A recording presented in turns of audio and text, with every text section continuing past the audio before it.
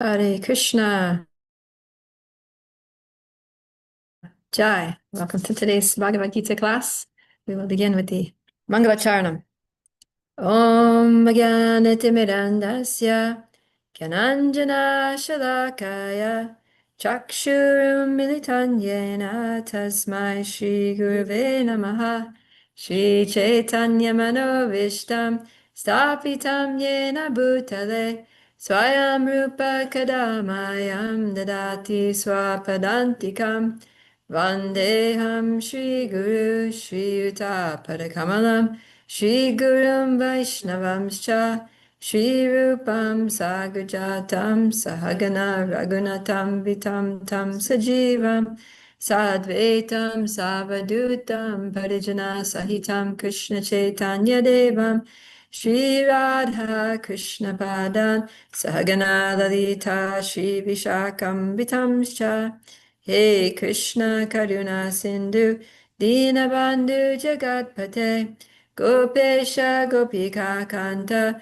Radha Kanta Namostute Tapta Kanchana Gaurangi Radhe Vrindavaneshwari Vishabhanu Sute Devi Pranamami Hari Priye Vanchakalpa Tarubhyascha Kripa Sindhubhya Eva Cha Patitanam Pavanebhyo Vaishnavebhyo Namo Namaha Shri Krishna Chaitanya Prabhu Nityananda Shri Advaita Gadadhara Shivasari Gaura Bhaktavinda Hare Krishna Hare Krishna Krishna Krishna Hare Hare Hare Rama Hare Rama Rama Rama Hare Hare.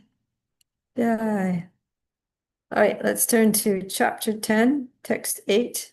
That's our memorization verse for the week. It's a very important verse. So let's say that together a couple of times. Aham sarvasya prabhavo mata sarvam pravartate iti matva bhajante mam buddha bhava samanvitaha. Let's do it again.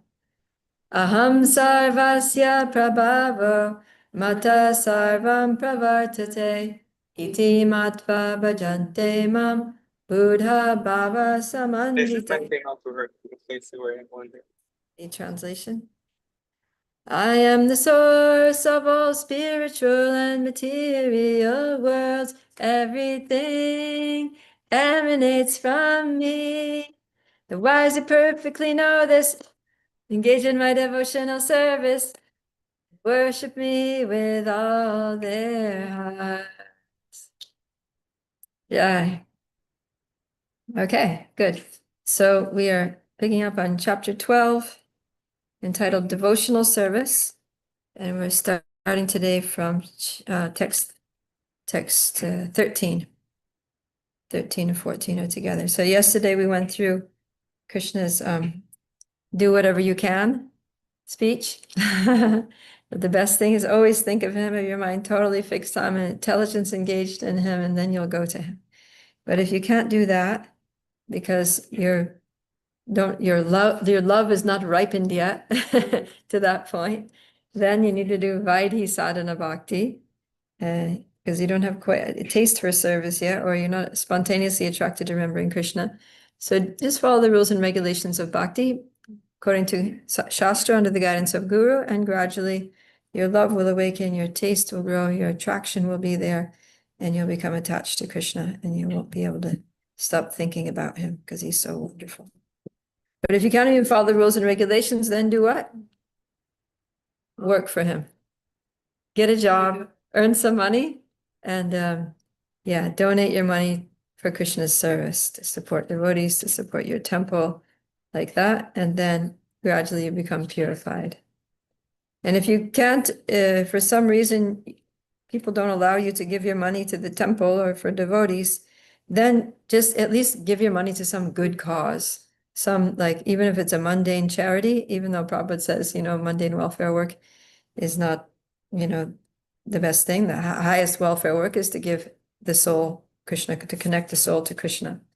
But if for some reason there's a barrier to you doing that, then just learn how to be detached from your money and understand that you're not the proprietor, you're not the enjoyer, you're not the controller, you're the servant. And so you have to serve. You can't serve Krishna, then serve humanity, but serve, give, make a sacrifice.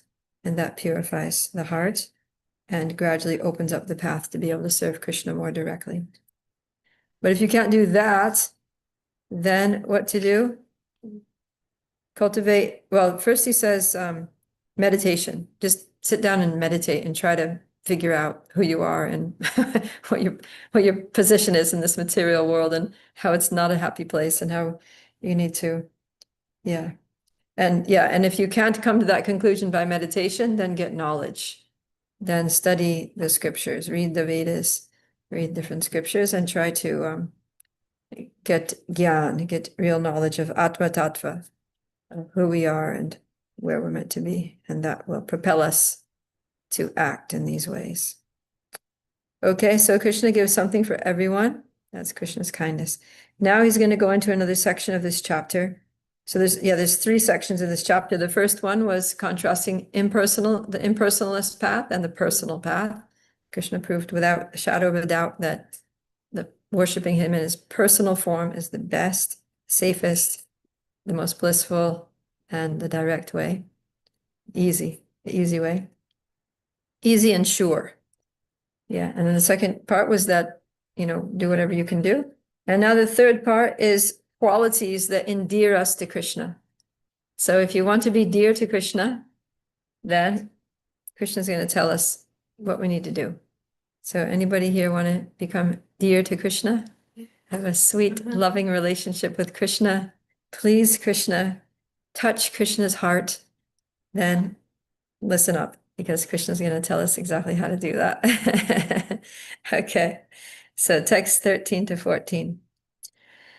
Adveshta sarva bhutanam maitra karuna evacha nirmamo nirahankara samaduka sukakshami santushta satatam yogi yatatma dridha nishchaya mayarpita mano buddhir yomad bhakta same priyaha. So in these verses, we're going to see this word priya being repeated because priya means dear. So Krishna is saying that that one who, or that bhakta of mine, mad bhakta, is very dear to me. So he's saying that. So which bhakta is very dear to him? I'm going to find out here. Okay, Pragati, please read. One who is not envious, but is a kind friend to all living entities, who does not think himself a proprietor and is free from false ego, who is equal in both happiness and distress, who is tolerant, always satisfied, self-controlled, and engaged in devotional service with determination. His mind and intelligence fix on me. Such a devotee of mine is very dear to me. Yeah, so these are some of the qualities, and we'll look at these qualities. But before we get into that, I just want to mention that, Krishna, like often in our devotional practices, because we're talking about how bhakti is it's a practical process, it's an active, involves active services. And we may think that we need to do this and do that and do more and keep, trying to offer more and more service. And the more service that we do, then the closer we're going to get to Krishna. And that may be true, that may be a fact, but what's also important is not just how much service we do, but the attitude with which we do our service, right? The quality of the service, the consciousness in which we do the service. And actually that's more important. So yeah, Krishna he sees what we do and he is grateful for what we do. He appreciates what we do. But more important than what we do is the attitude with which we do it, right? We're hearing this morning that how Prabhupada writes in the Nectar of Instruction that success in spiritual life depends on the attitude of the follower. So here Krishna is saying that what is the appropriate attitude? What are some of the appropriate attitudes? And it's important to know this because, there's a few things happening here. And one is that in listing these qualities, Krishna is taking the opportunity to appreciate his devotees, right? So if someone has these qualities, then Krishna's like, hey, I really appreciate that quality in you. Right? And he's also giving us a set of criteria that we can use to identify a pure devotee, right? Because sometimes, we go to the temple and we see lots of devotees there and everyone's, got their tilak and neck beads and singing in kirtan, but not everybody's on the same level. And so when we want to seek really good association for ourselves. So we need to find devotees who have these qualities that Krishna is listing in this section, and that'll help us. And at the same time, he's encouraging us to introspect and look at ourselves very honestly, look deep into our hearts and see, to what extent do we have these qualities and to what extent do we really need to try to work on them? Yeah. Okay. So first of all, he says adveshta, which means non-envious. And this, adveshta is kind of like advaya, which means not two. It's like you don't see two separate interests. You don't see, because envy means that that person's doing well and I don't like it because I see myself as fundamentally separate from that person. They're one person and I'm another person. And so their success is my failure, right? Because if they're winning, that means I'm not winning. Like if he's the winner, she's the winner, that means I'm not the winner.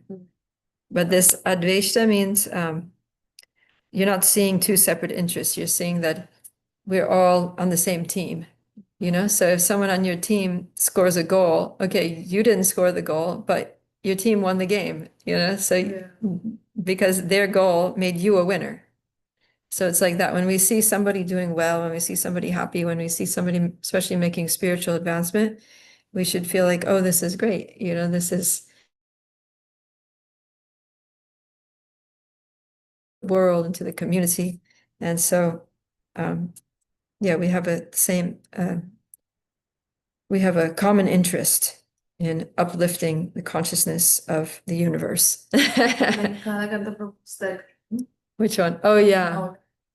Yeah, Mountain and Ocean that we played. Yeah. So winning, we're all on the same team. So we don't want to strategize in ways that make others lose, right? We want to lift everybody up. And that's actually qualification of a real leader, right? Is to support and encourage and lift everyone up. Okay, so that's a good quality that Krishna really likes. And then, who is Maitra, who is a friend. So Maitra just means a friend, who's a kind friend to all living entities. So kind friend means always, trying to help people, trying to be there for others, trying to encourage them to make real progress in life, which means spiritual progress, because that's the only real progress, because any other progress is temporary and doesn't really help. Okay, then nirahankara means without false ego. So this means not identifying with the body, not false ego means thinking that I am something that I'm not, right? Because ego means the sense of self, and false means false sense of self. In other words, you're thinking you're something that you're not.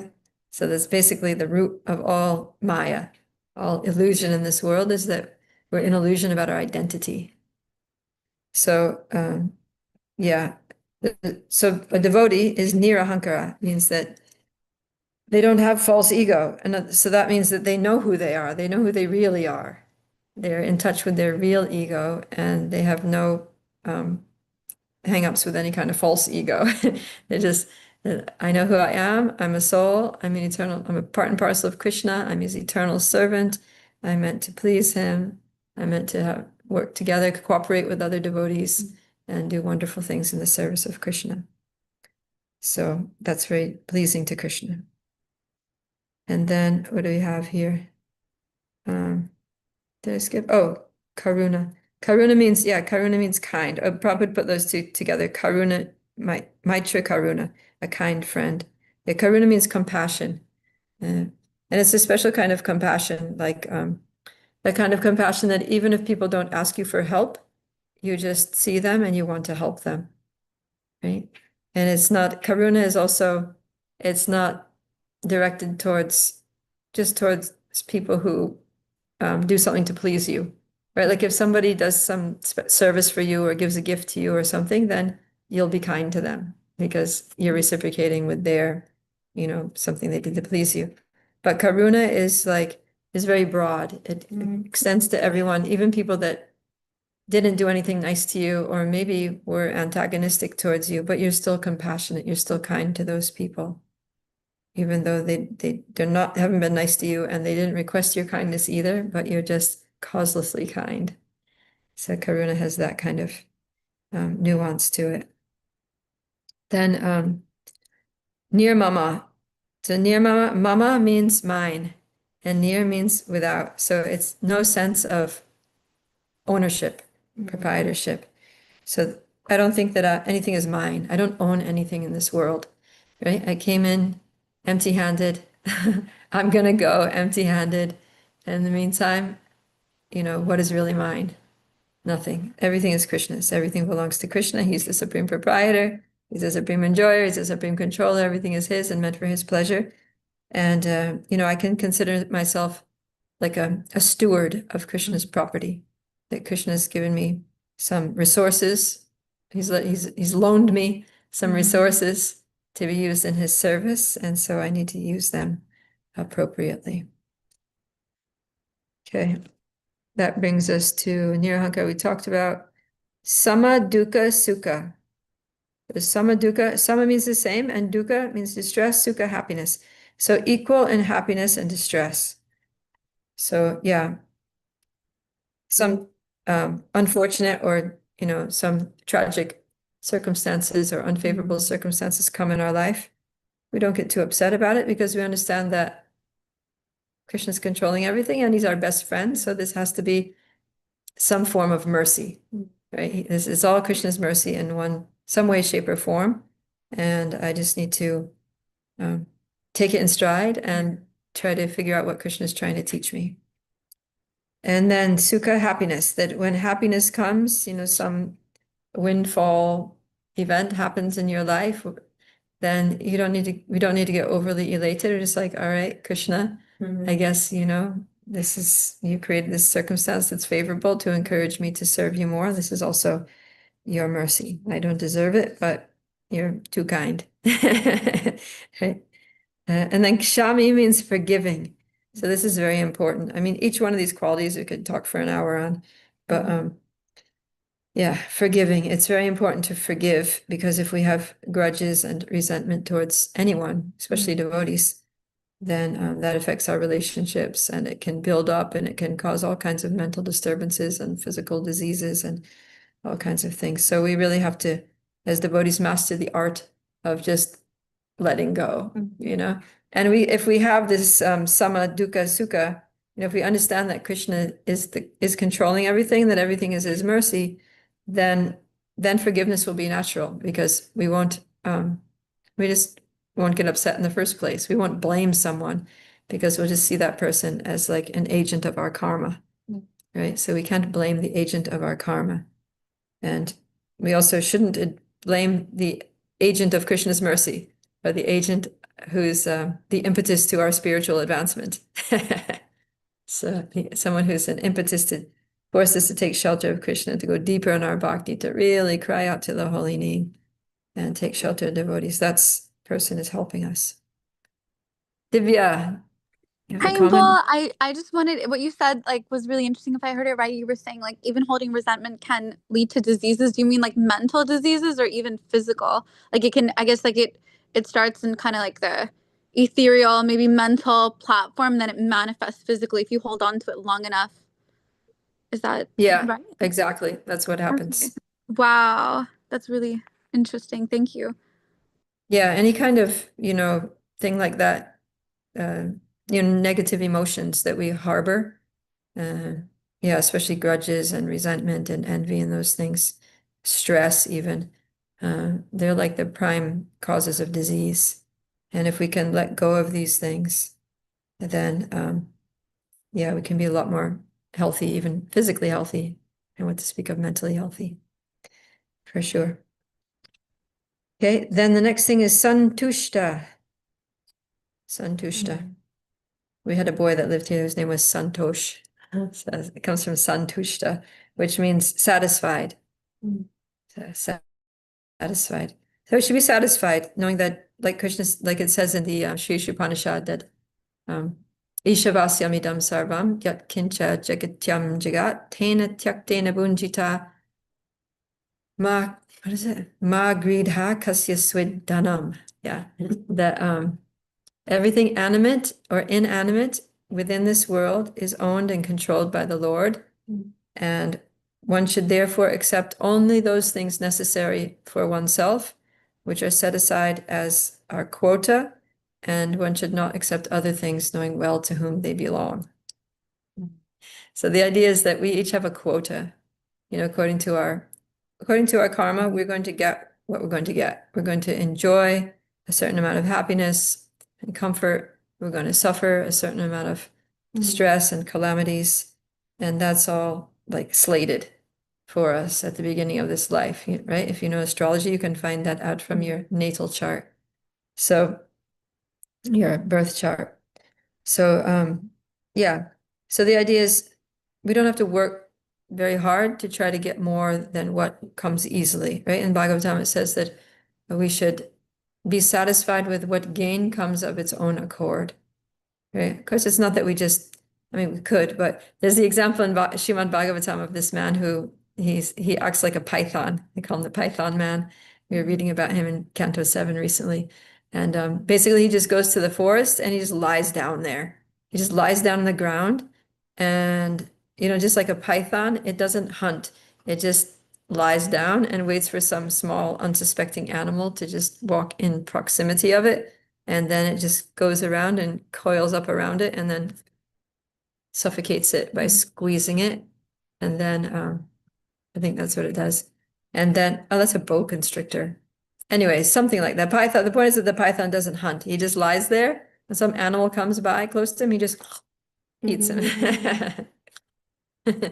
So, like that. So we chant Hare Krishna, we do our sadhana, we do our service, we do, our duties according to our varna and ashram, and then we accept whatever comes. We don't have to stay always looking for something more, something more. How can I get more? How can I have more? How can I get another job, get a side stream of income or whatever? Like, don't worry about it too much. Just, what we're entitled to will come pretty easily. We just need to make the minimal effort and it'll be there. And if we're like beating our head against the wall to try to get, more and more money or more and more fame or more and more whatever it is that we want, and it's not coming, then yeah, it won't, because it's not it's not our quota. Our quota has been met and it's not going to be exceeded. So, of course, in Krishna consciousness, yeah, our birth chart, the situation of our birth, our karma changes because Krishna says, Sarvadharman pratyajya mamikam sharanam praja aham tvam sarva papebhyo mokshayishyami ma shusha. He says if we just surrender to him, then he cleans our karmic slate.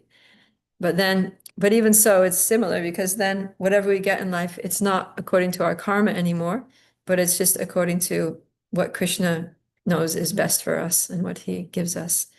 So in that way, we can even be more secure with what we have, because yeah, karma, we can't change, and Krishna's desire for us, we wouldn't want to change because Krishna actually does know best.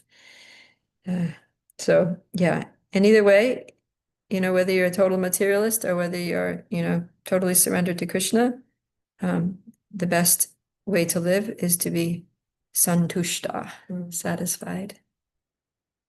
Okay. And satatam yatatma, what is this? Satatam, that means always satisfied. Santushta satatam. Santushta satatam. Yogi, self-controlled. So that's the next thing. Let me see here how Prabhupada translates. Yeah, always satisfied, then self-controlled. So self-controlled. We need to control the senses and be regulated and live according to the yamas and niyamas, the do's and don'ts, the rules and regulations of the scriptures, and be moderate, right? Krishna says that one who is moderate and regulated, balanced in their eating, sleeping, recreation, and work, can mitigate all material pains. by practicing the yoga system, bhakti yoga. So, and that also means controlling the mind, controlling the mind and trying to bring the mind to Krishna, keep bringing the mind back to Krishna. Not letting our mind get out of control and our emotions getting out of control and, losing our temper and throwing a tantrum and lashing out at someone, exploding with anger and, like that. Self-controlled, shanti. And then engaged in devotional service with determination. That is dridha nishchaya. Dridha means determination and nishchaya means confidence. Because unless we have confidence, we can't have determination, right? If we have doubts about the goal or doubts about the process, then we won't be determined. We'll be like, oh, I'm not so sure about this. Does it really work? Is this really what I want? Right? But if we're absolutely sure, this is it. This is the process. This is the purpose of my life. This is my ultimate goal. I'm all in. And then we can be determined. Right, then anything gets in our way. It's just an obstacle it's just a hurdle we need to jump over. Nothing's going to stop us. Okay. And then, Mayarpita Mano Buddhir. So that means with the mind and intelligence, Mano and Buddhir. Arpita means literally offered.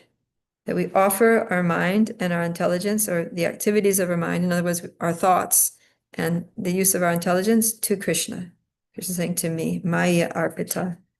Prabhupada translates it, is mind and intelligence fixed on me? Yeah, so offer. It's like, all right, Krishna, here's my mind, just take it. All my thoughts and feelings, Please take it. please take. It's my offering to you. My intelligence, it's yours. Use it as you wish. Use me as an instrument. Let me think of you. Let me use my intelligence for you. So Krishna says that person is very dear to Krishna, to himself. Okay, I already explained a lot, but now let's read Srila Prabhupada's purport. Coming again to the point of pure devotional service, the Lord is describing the transcendental qualifications of a pure devotee in these two verses.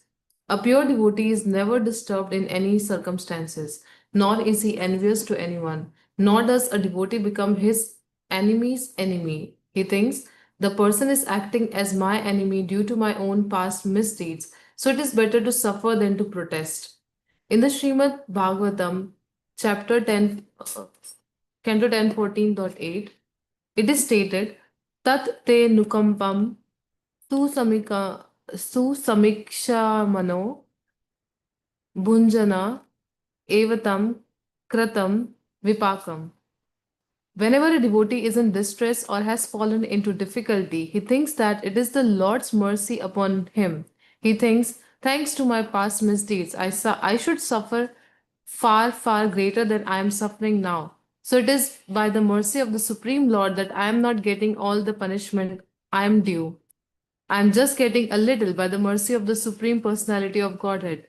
Therefore, he is always calm, quiet, and patient, despite many distressful conditions.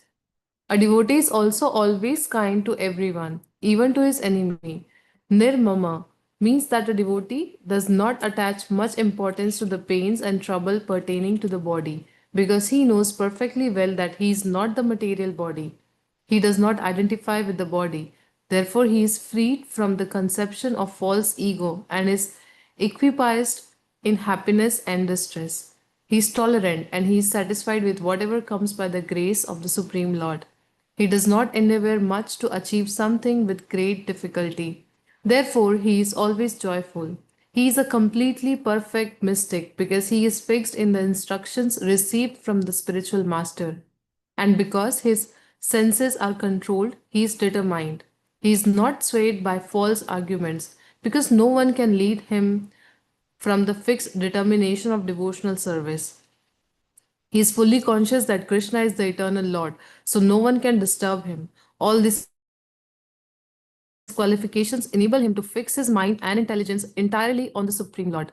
Such a standard of devotional service is undoubtedly very rare, but the devotee becomes situated in that stage by following the regulative principles of devotional service. Furthermore, the Lord says that such a devotee is very dear to him, for the Lord is always pleased with all his activities in full Krishna consciousness. Yeah, thank you. It's interesting here how Srila Prabhupada says that all the first qualities enable one to achieve the last quality, right? Last quality being his mind and intelligence fixed on me. So if we have all these other qualities, right? We're not envious. We don't consider anyone our enemy. We're friendly to everyone. There's no sense of proprietorship without false ego. We're equal in happiness and distress, forgiving, satisfied, always self-controlled and determined. Then we can fix our mind on and intelligence on Krishna. So it shows that because there may be other people out there who are compassionate, who are forgiving, who are self-controlled, but then what makes the person the devotee is the last one. Maya arpita mano buddhir, that the mind is on Krishna. Okay.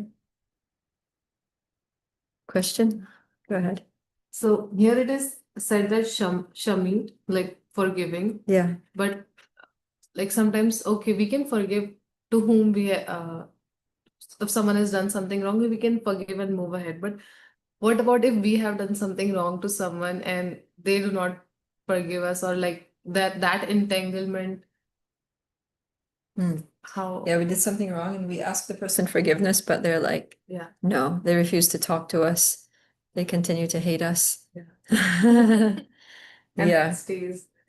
And that it's like a thorn in your heart, you know, it's like a little thing that you feel like, oh my God, if I leave my body now, I'm not going to go back to Godhead because this person. So, in that sense, we just have to pray to Krishna. You know, what can you do? You can't force somebody else to change their mind, but Krishna can work on them. Right? So you pray to Krishna, please, Krishna, let this person's heart soften towards me. Let them, open their heart to to understand that I am sincerely apologizing and all that. And also we can try to convince them, not just by words, but by some actions, right? By doing some little services to them, doing something to help them speak, glorifying them to other people. And then gradually they'll see that we actually meant what we said. It wasn't just, because sometimes people can think, oh, words are cheap, you know, anyone can come and be like, please forgive me, Peru, you know, but yeah, but actions speak louder than words. So if we actually speak with our mind and with our activities, with our words, show that we actually are regretting what we did and making every effort we can to try to rectify and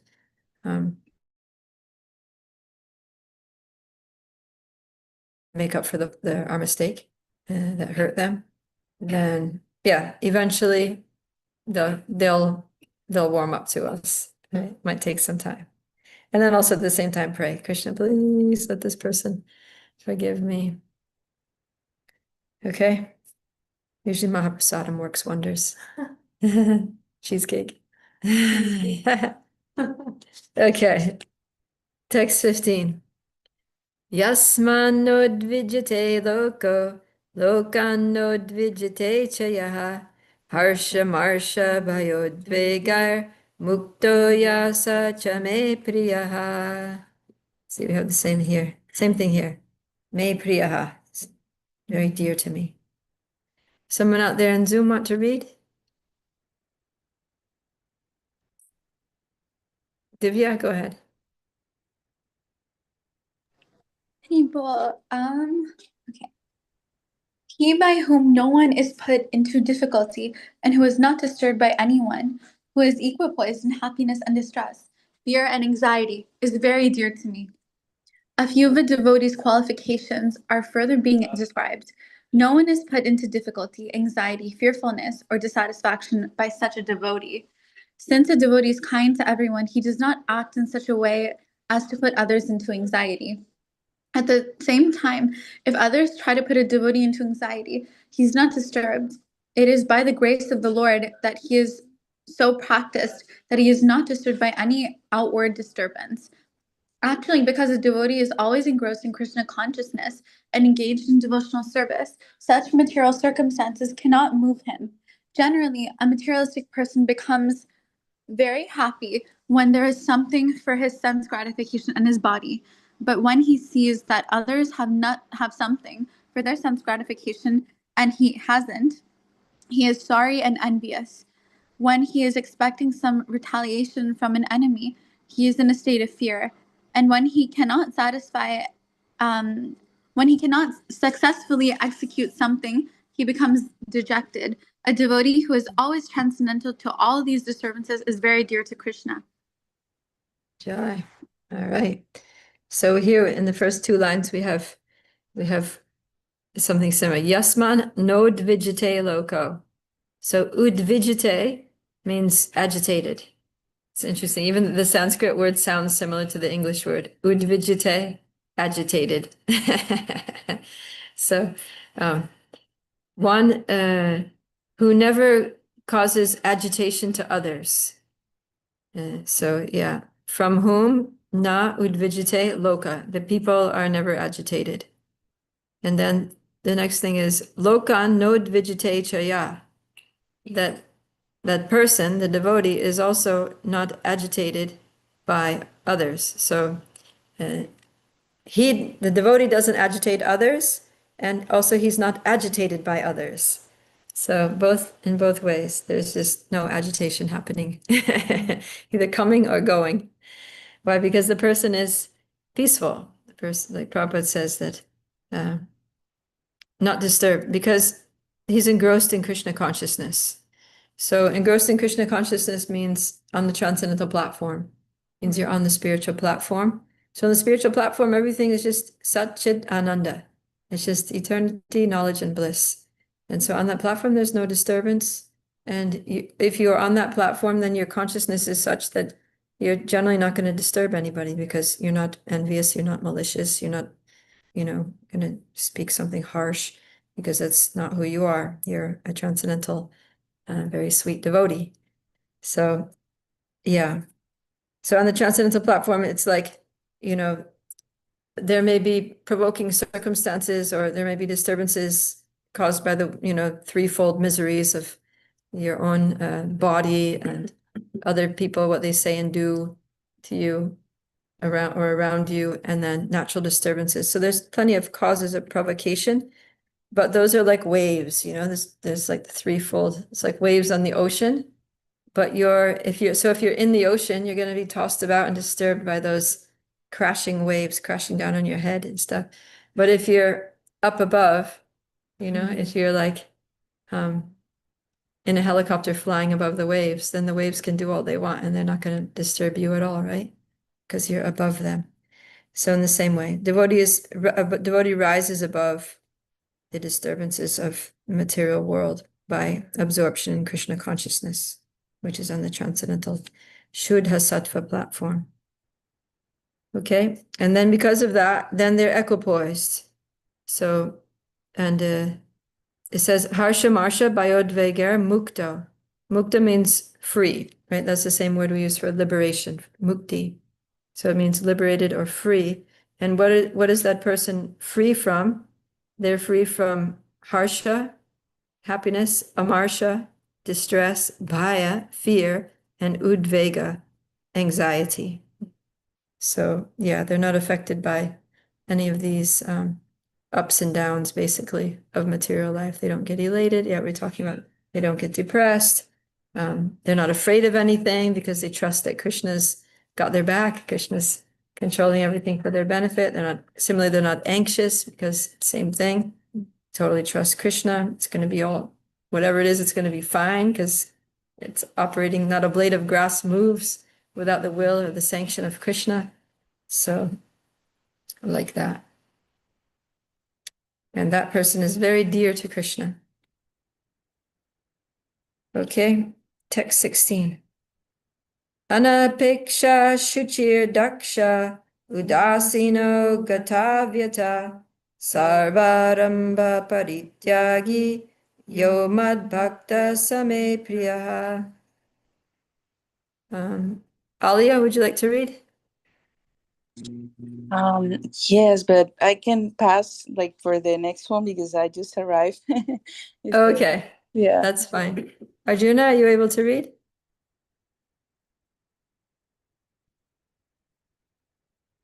Arjuna ji, maybe he's away from his computer. Okay, Pragati, go ahead.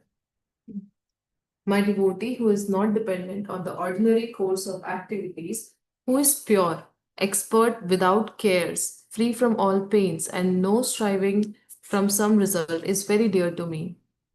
Money may be offered to a devotee, but he should not struggle to acquire it.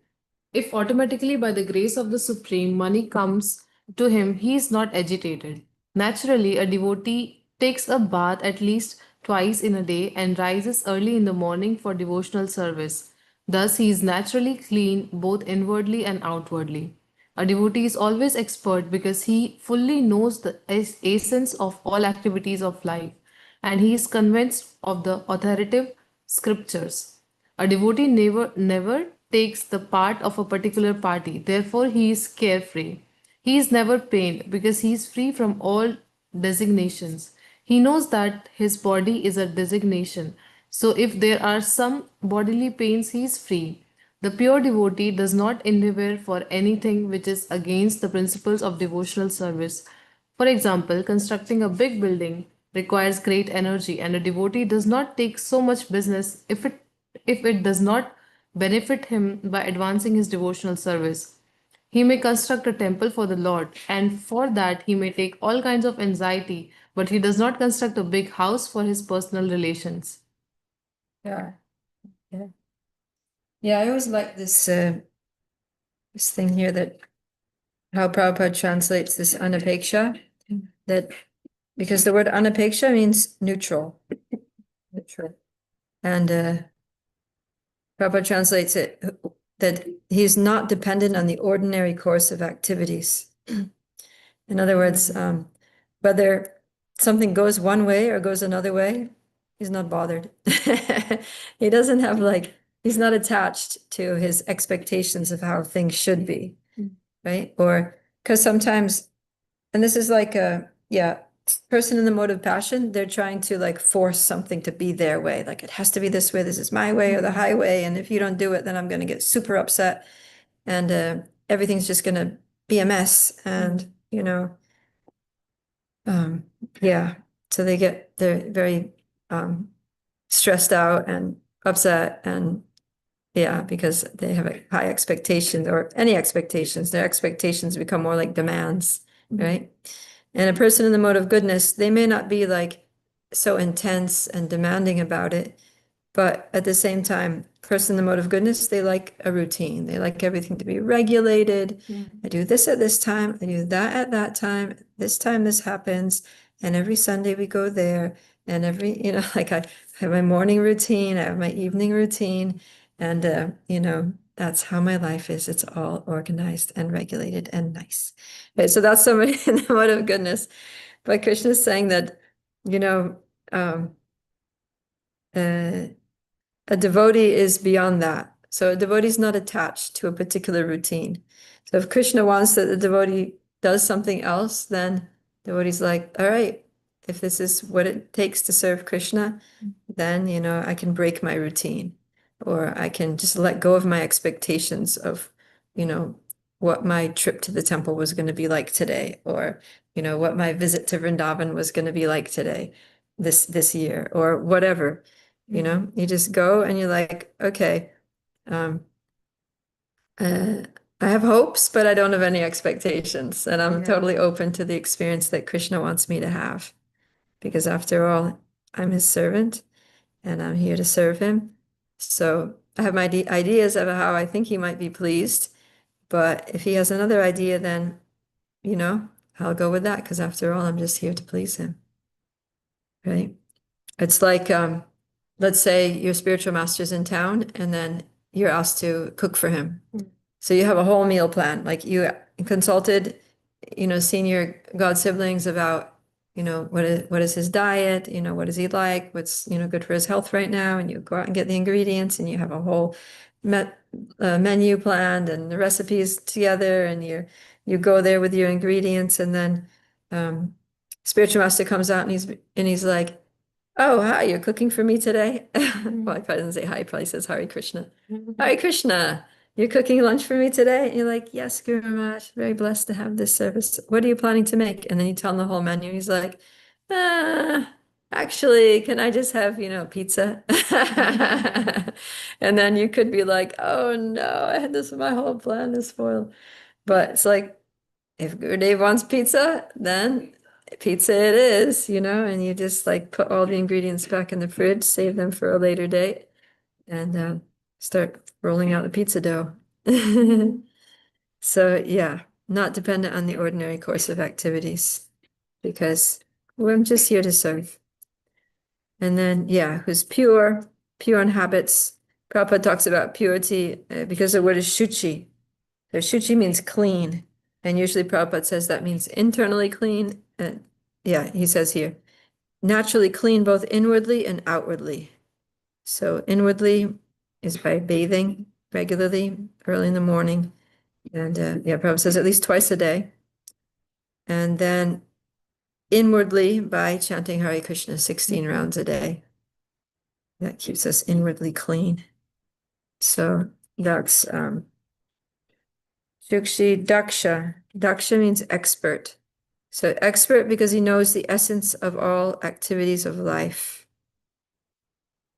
Yeah, we need to understand the essence. We need to be essence seekers, right? Because there's so many things that are going on in this world, and we need to get to the essence. What is the main thing? What is the ultimate goal? What are the main principles here? And don't get lost in the details. So that's what it means to be expert, is to understand the principle behind the practice and to follow the principle of the law, even if it's not to the letter of the law, but we're following the principle. Okay, and then without cares, Prabhupada says because he doesn't take part of a political party, he's carefree. Yeah, so when yeah, care means anxiety in this sense, right? Without anxiety. Yeah, Udasina also means neutral. So when we get involved in, not just talking about whether you're a Democrat or a Republican or whatever, but we're talking about can also be ISKCON politics, that devotees are feuding amongst themselves, and then you get pulled into, the hearing the criticisms and one side of the story and the other side of the story, and then you align yourself with one side, and then you automatically, everyone on the other side becomes your enemy, and they become the wrongdoers, and they get demonized and whatever. Anyways, it just becomes so stressful and horrible, and at the end, we end up making offenses, and it's very stressful. So devotee doesn't take sides, it just says, all right, Krishna, whatever is best. So in general, there's just like a general theme that's coming up here, is that it's like, Krishna, you know what you're doing. I totally trust you. I'm your servant. I'm just going to go with whatever service that you make it clear that you want me to do right now. And that's all good. Okay. Not pained because he knows he's not the body. So the soul doesn't experience pain. The body experiences pain. The mind experiences pain, right? We get physically hurt. We get our feelings hurt. But we are not our bodies, and we're also not our feelings, because feelings come from the mundane mind. And yeah, so as soon as we get off the bodily concept of life, no more pain. It doesn't mean that we're not going to feel pain, right? If we stub our toe or fall and hit our head, bump our head or something, still going to feel the pain, but it's not going to, we're not going to identify with it and become miserable and yeah. Okay. What else? Without pains, not striving for some result. Yeah, this reminded me of Nectar of Instruction text 2, where it says Atyahara Prayasas Cha. That we the 6 things that destroy pure devotional service is eating more than necessary or collecting more funds than required. And then the second one, prayash, is over endeavoring for mundane things that are very difficult to obtain.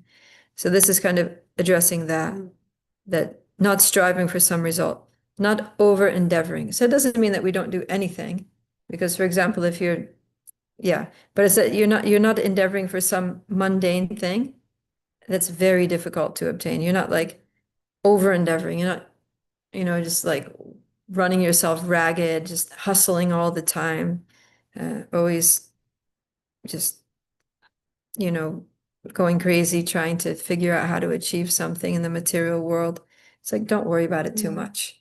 Like I said, just make a minimal effort and then leave the rest to Krishna. And if it's our karma or if it's Krishna's desire, it'll come, right? And if not, yeah. Even Prabhupada says, the first line of this purport is, money may be offered to a devotee, but he should not struggle to acquire it. If automatically by the grace of the Supreme money comes, he's not agitated. He's not disturbed if he gets it. He's not disturbed if he doesn't get it. Haribol. Whatever it is, Krishna's going to take care of me and it's all good. So, yeah. On the other hand, for spiritual things, then we should endeavor, right? We should, like there's that verse 9:14 that says, Satatam kirtayanto mam yatantas chadridavrataha namasyantas chamam bhaktya nitya yukta upasate. Always chanting my glories, endeavoring with great determination. Bowing down before me, these great souls perpetually worship me with devotion. So he's talking about great souls. So the great souls are endeavoring, always endeavoring with great determination. And so when Krishna is saying here that somebody who's not striving for some result, he's talking about some material result. But for spiritual things, we need to endeavor, right? We need to try very hard to chant attentively and to, please Guru and Krishna. And, if you have a service like you're building a temple, you need to endeavor with great determination to develop the project, or you're developing a community, or even you're doing devotee care, it requires endeavor. If you're distributing books, it requires a lot of endeavor, hard work, physically, mentally, intellectually. We need to endeavor. So that's what Prabhupada says. He says, but so he doesn't, he doesn't do some mundane work, but he may construct a temple for the Lord, and for that he may take all kinds of anxiety. But he doesn't do anything for his personal sense gratification. Okay, let's do another one. Text 17. Yona rishyati na dveshti, na shochati na kankshati, shubha shubha parityagi, bhaktimanya same priyaha. Ali, are you ready? Yes. Text 17. One who neither rejoice nor grieve, who neither laments nor desires, and who renounce both auspicious and inauspicious things, such a devotee is very dear to me. A pure devotee is neither happy nor distressed over material gain and loss, nor is he very much anxious to get a son or disciple, nor he is distressed by not getting them. If he loses anything which is very dear to him, he doesn't lament. Similarly, if he does not get what he desires, he is not distressed. He is transcendental in the face of all kinds of auspicious, inauspicious, and sinful activities. He is prepared to accept all kinds of risk for the satisfaction of the Supreme Lord. Nothing is an impediment in the discharge of his devotional service. Such a devotee is very dear to Krishna. Jai, thank you. Do you feel like this is starting to become a little repetitive? Krishna's saying like the same thing in different ways, right? Like here, he says, Yona hrishyati na dveshti, that, you don't take pleasure in anything, nor do you grieve. So it's like before, where he says, na sukha and na dukkha. You're not sama sukha dukkha. Yeah, you're the same in happiness and distress. And equal in happiness. And the other one is same thing he said. Harsha Marsha Bayodvegar Mukto. You're free from happiness and distress. So the first time he says you're equal in happiness and distress, and then that's text 14. In text 15, he says you're free from happiness, equipoise in happiness and distress. The word in the Sanskrit is freed from happiness and distress. And then here, the next text 16, he says, doesn't specifically say it there, but he says neutral. He says neutral in a couple of different ways. Anapeksha and udasina means neutral. So, gata vyata means free from distress. And Prabhupada talks about in the purport, freed from happiness and distress. And then here again, he says he doesn't rejoice, nor does he grieve. He doesn't lament, nor does he desire. He renounces auspicious and inauspicious things, like nothing is good, nothing is bad. Everything is just Krishna's mercy. So yeah, that's the point here.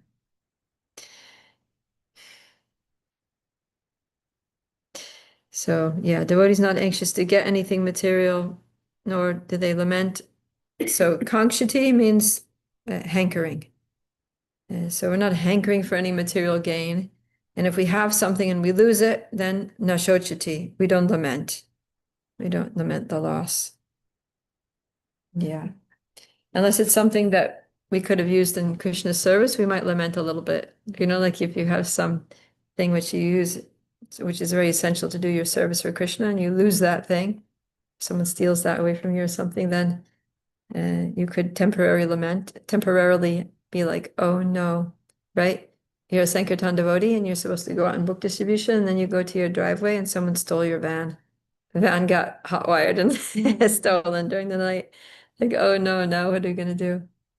But then you have to understand that, whatever, that Krishna is teaching us some lesson. Maybe, don't leave the door unlocked, don't leave the keys in the ignition or whatever, be more careful with Krishna's property. You learned a lesson, an important lesson. And still, you can just get an Uber and go out on Sankirtan. All right, so no need to lament too much. Yeah. And then Prabhupada says this nice thing. He's prepared to accept all kinds of risks for the satisfaction of the Supreme Lord. So that's something important to remember, that, yeah, we don't want to just stay in our comfort zone in bhakti. We want to, step out of that and stretch a little bit and take some risk and become, I think, is it Keshava Swami? He says that we should become comfortable with discomfort. In other words, we should be happy when we're being stretched, and we're being pulled out of the malaise, pulled out of our, mode of ignorance or just comfort zone, because that's the place where we're going to grow, right? That's where we grow. So that's what we want. We want to grow. We want to improve. We want to be better. We want to be challenged. We want to have to really think, use our intelligence. How am I going to do this? This is difficult. How am I going to figure it out? Right? So that's the growth, space of growth when we take a risk for Krishna. So such a person is very dear to Krishna. So this is something to remember, this theme of being equal in happiness and distress. Krishna is repeating it because it's very difficult, right? Like, if somebody comes along and gives you $10,000, you're going to be very happy, right? Someone just wants to give you a donation, you're going to be very happy. But then if you found out that you're, like, instead you found out someone hacked your bank account and they like fished $10,000, then you're going to be very upset. So yeah, these things, it's easy to say, but it's difficult to practice, right? So that's why Krishna is saying it again and again, so that it sinks in to our consciousness. And very dear to Krishna because it's a sign that we trust Krishna. It's a sign that we're just totally depending on Krishna. Krishna, whether someone gives me 10,000 or takes $10,000 away from me, you know what? Nobody can take you away from me. Nobody can. There's no impediment to devotional service. Nothing can block it. So we just depend on Krishna. And when we do that, then we're very dear to Krishna. Krishna is very pleased with that. Yeah, so we should try to be a bhakti man, right? There's Spider-Man, there's what else? Superman, Batman, Spider-Man. So in the last line of text 17, Krishna's saying that we should be a bhakti man. Bhakti man, yasame priyaha. Because the bhakti man is very dear to Krishna. Okay, any reflections on this section about how to be dear to Krishna?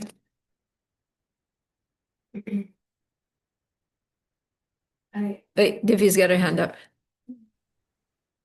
I think it's from the previous verse. I was just cleaning in the kitchen, so I was kind of listening in and out. But I've also heard someone say, like, like this propensity to be defensive and like, really like the side choosing that you were talking about. Sometimes I see it in devotee circles, and it's pretty like it's like prominent, it's there. But I've heard a devotee say, like he said it very interestingly. He said we shouldn't like necessarily defend ourselves, like we deserve respect and we deserve everyone's praise or whatever, but we should if something's getting kind of out of hand, we should see ourselves as Krishna's property and defend that, right? Is that, can you speak on that a little bit, or maybe if you have a different perspective, like how to not get like walked all over by everyone, or should we just not even care, like, or self-respect, is that even like, what do we? Yeah. Yeah. So yeah, if someone mistreats us, well, if someone's a pure devotee, it's not going to affect them at all. They're just going to be like, all right, like Bhaktisiddhanta Saraswati Thakur says that someone who glorifies him, he considers his enemy because he's putting him in danger. Because if he becomes proud, then pride comes before a fall. And someone who criticizes him is his actual best friend because he's helping him improve. He's pointing out ways that he has room for improvement. So pure devotee sees it that way and says, "Oh, you're insulting me. You're calling me all these things. If only you actually knew me, you wouldn't be saying those things. You'd be saying a lot worse." Right? What you're saying is glorifications because it's it's a lot nicer than I deserve. So yeah, pure devotee sees like that, like Bhaktivinoda Thakur. But then if we're not on that level, if somebody insults us or mistreats us and we feel hurt, we feel discouraged, then then we need to take action to rectify that, right? We need to talk to the person and use nonviolent communication and tell them that, when you did that, I felt this, and yeah, so what I need you to do is this. Because yeah, we need to be inspired in Krishna consciousness. So if we're not on a level of Krishna consciousness where we're self-inspired, where we're, just on our own initiative, we're always enthused in our services, no matter what happens externally, then we need some help. Then we need to make some adjustments. And yeah, maybe we need to just talk to somebody, work out some things, set our boundaries of what's acceptable, what's not acceptable.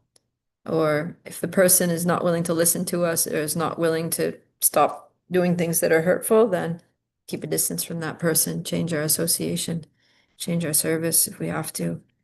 But basically, we need to accept whatever is favorable for continuing our devotional service and reject what's unfavorable.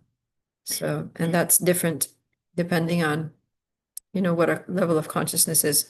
What may be fine for one devotee is intolerable for another devotee. So rather than leaving, rather than just blooping, like leaving devotional service altogether just because you can't stand somebody that's driving you absolutely nuts in the ashram or in the temple, you can't do your service, you're not showing up for your service because you can't face that person another second, then then there needs to be some adjustment needs to be made so that you can continue your service peacefully. Is that okay? Yeah, thank you so much, Prabhupada Priya. Yeah. Krishna here is describing the pure devotee. right? He's describing like a very, very advanced devotee, like an Uttama Adhikari, basically, practically in these verses. But we can aspire for this. And even if we don't have these qualities, if we're at least appreciating them as we hear them and aspiring for them in our hearts, praying for them, then just that sincerity to have these qualities also makes us dear to Krishna. Krishna appreciates our sincere desire to be dear to him. Okay, Pragati, you had something? Yeah, like all these verses, I think personally I'm looking it as a check boxes, because what happens is like while in all the life routines, everyday routine, we actually forgot, and I like when you said the determination part or the motivation part. So I think we forget that we need to be determined to get Krishna prema or like do bhakti and chant around so nicely, and then we can come again and see, okay, where we stand. Still, like if we are not here, then we need to aspire. We are still on the like Works in works progress. in progress. Yeah. Yeah, it's good to read these qualities of devotees from time to time. Just remind ourselves. Because sometimes we take it very cheap. We're like, yep, I'm a devotee, Tilak, Yeah. Kuntimala, sorry, yeah, Hare Krishna, bead bag on the hand. We Prasadam. lost in this Maya. And we forget what it actually means to be a devotee. You know, to be dear devotee means dear Krishna. And Krishna is saying these are the qualities. And also, yeah, different places in Bhagavad Gita, Krishna lists the qualities. He lists the items of knowledge in the next chapter, chapter 13. We'll hear about those soon. And then back in chapter 2, he lists the qualities of a person who has transcendental consciousness. So there's a lot of things there. And there's a lot of overlap because it's basically the same qualities, right? Yeah. But here Krishna specifically, because in chapter 2, it could anyone on the transcendental platform, right? Could anyone, transcendentalists, Prabhupada says there's two kinds of transcendentalists, the personalists and the impersonal, the devotees and the impersonalists. So, but here he's specifically describing the devotee, right? He keeps using the word here, bhakti, right? The last line, yo mad bhakta same priyaha, yo mad bhakta same priyaha. Bhaktiman yasame priya. So he's talking about specifically devotees need to have these qualities. So this is really honing in here on the essence of qualities that we need to have to please Krishna. If you look at the pure servants of Krishna, you know, Krishna's eternal associates in Vrindavan, the gopis, the cowherd boys, you know, like that. You see all these qualities are just glowing in them, you know, friendly to everyone. They're not interested in anything material at all, so no happiness, distress, like that. Of course, there's see, the thing is that most of these qualities are in relationship to our material circumstances, right? We're neutral to the externals. We're neutral to the external material environment. We're satisfied with material things that we have. We're equal in material happiness and distress. We're not agitated by our external situation or, you know, physical environment, human environment, whatever. We don't consider ourselves a proprietor of the things that we have, material things that we have. We don't identify with the material body. So a lot of these are in relationship to the material world and our feelings and attachments and reactions to the material world around us. But then if you you go like another level up, you look at, you know, Krishna's eternal leelas, and you look at, you know, someone like Srimati Radharani. So yeah, it looks like she's not very equipoised, right? Because sometimes she's in a lot of distress, feeling separation from Krishna, suffering immense pain of separation, right? Because here it says free from all pain. So Radharani, she's not free from all pain. She's experiencing the pain of separation all the time. She's not without care. She cares very much about, you know, doing service for Krishna. She's striving for some result in the positive way. She's striving to please Krishna, to make arrangements for his happiness.